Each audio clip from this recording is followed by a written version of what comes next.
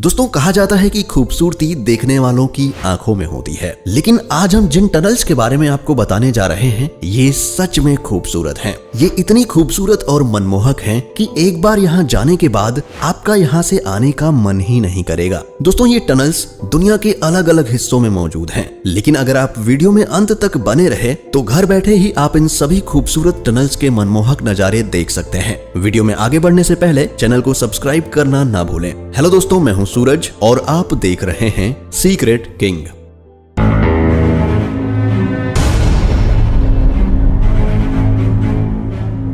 Tunnel of love.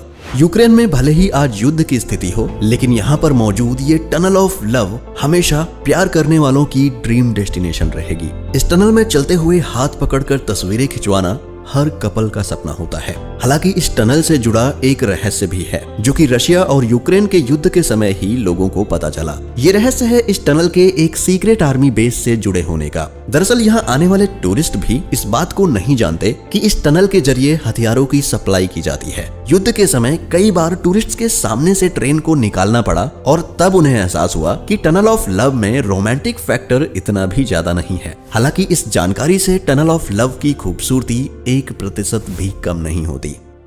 ब्रॉकविले railway tunnel. Canada के Ontario शहर में मौजूद ब्रॉकविले रेलवे टनल दुनिया की सबसे खूबसूरत रेलवे टनल्स में से एक है। ये कनाडा के सबसे शुरुआती रेलवे रूट्स में से भी एक है। ये टनल यहाँ के साउथ पोर्टल और नॉर्थ पोर्टल को जोड़ती है और इसे एक ही चट्टान को तोड़कर बनाया गया है। साल 1853 में जब इसे बनाया गया था तब इसे बनाने वालों ने ये नहीं सोचा होगा कि एक दिन ये इतनी ज्यादा खूबसूरत लगने लगेगी। लेकिन हाल के दिनों में जब इसे ट्रेन्स के लिए बंद करके लोगों के लिए खोल दिया गया तब इसके साथ और भी कई बदलाव किए गए, जैसे दीवारों को रंगना हो या फिर पैदल यात्रियों के लिए सुगम मार्ग बनाना हो। इन सब से ये टनल इतनी खूबसूरत बन गई कि आज के समय यहाँ पर पूरे कनाडा के टूरिस्ट आते हैं और साथ में ये बाहर के लोगों का भी डेस्टिनेशन पॉइंट है।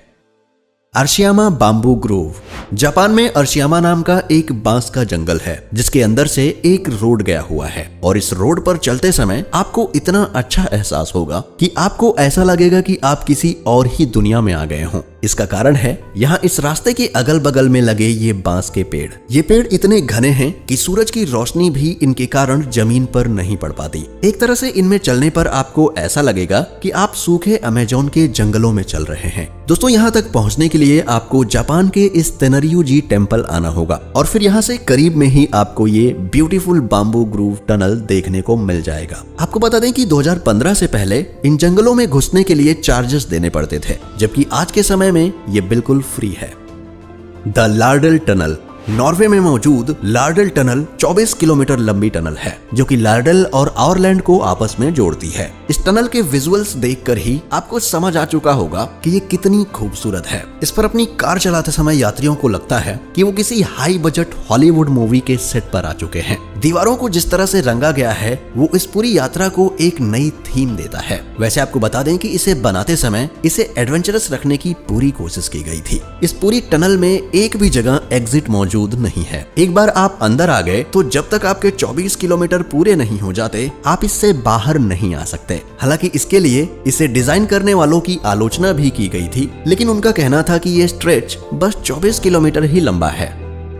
Wisteria tunnel, Japan. क्या आपने कभी सोचा है कि स्वर्ग का दरवाजा कैसा होता होगा? शायद नहीं, पर विस्टेरिया टनल को देखकर आप इस बात का अंदाजा लगा सकते हैं। जापान के किताकियोशो में स्थित ये टनल असलियत में कोई टनल नहीं है बल्कि एक रोड है, लेकिन आप जब इसके अगल बगल में मौजूद पेड़ों को देखेंगे तो ये एक तरह से एक टनल को ही फॉर्म करते हैं। और इस तरह की टनल में आखिर कौन नहीं चलना चाहेगा। ऊपर मौजूद विस्टेरिया के फूल काफी सुंदर नजर आते हैं। विस्टेरिया के फूल अगर अकेले में भी रख दिए जाएं, तब भी ये किसी का भी ध्यान अपनी ओर आकर्षित कर सकते हैं और किसी भी जगह को सुंदर बना सकते हैं। लेकिन जरा सोचिए, अगर मदर नेचर खुद किसी जगह को सुंदर बनाने की कोशिश करें तो उनके पास कितने सारे तरीके मौजूद होंगे। ये टनल इस बात का जीता जागता उदाहरण है।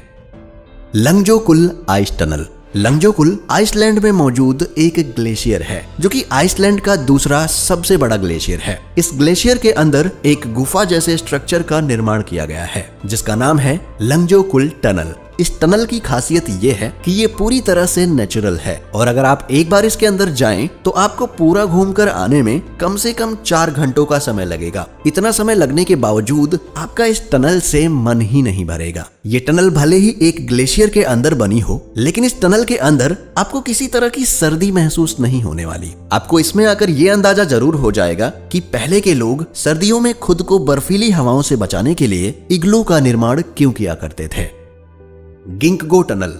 पतझड़ के मौसम में साउथ कोरिया के लगभग सभी पेड़ लाल और पीले हो जाते हैं और इन पेड़ों पर लगी पत्तियों के गिरने से अक्सर सड़क का एक बड़ा भाग भी पीला नजर आता है। ऐसा ही कुछ होता है आसान गिंकगो ट्री रोड पर, जो कि गिंकगो पेड़ों से दोनों तरफ से ढके हुए हैं और इन्हें देखकर आपको लगेगा कि आप किसी गिंकगो पेड़ों से बनी गुफा में चल रहे हैं। कई बार कोरियन लिटरेचर में इसकी तुलना स्वर्ग की सीढ़ियों से भी की गई है। जब आप इन पर चलेंगे तब आपको कितना सुकून मिलने वाला है आप इसका अंदाजा नहीं लगा सकते। ये बस खूबसूरती के बारे में नहीं है, बल्कि इसकी सबसे खास बात यह है कि जब दुनिया में इतना कुछ आर्टिफिशियल मौजूद है तब भी इस तरह की कोई प्राकृतिक चीज अपनी तरफ लोगों का मन लुभाए, ये हैरान कर देने वाली बात है। वैसे आपको बता दें कि पतझड़ का मौसम साउथ कोरिया जाने के लिए बेस्ट माना जाता है।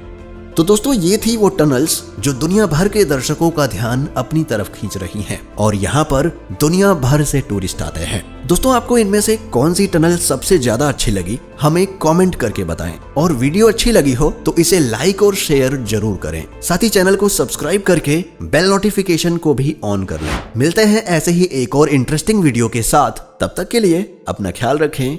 Bye bye.